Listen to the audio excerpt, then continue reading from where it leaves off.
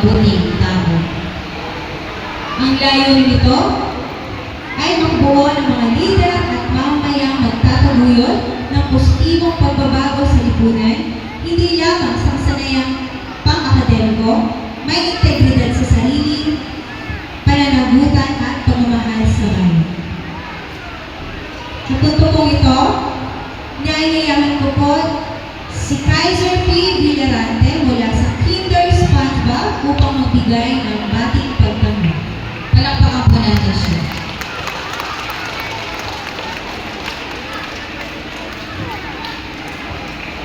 Good day, everyone!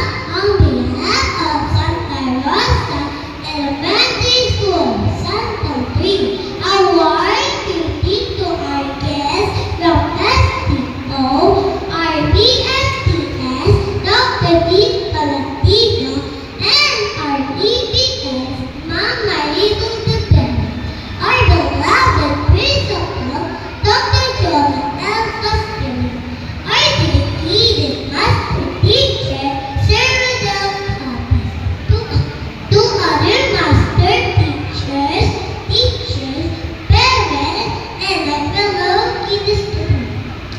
I am Kaiser P. Villarante, one of the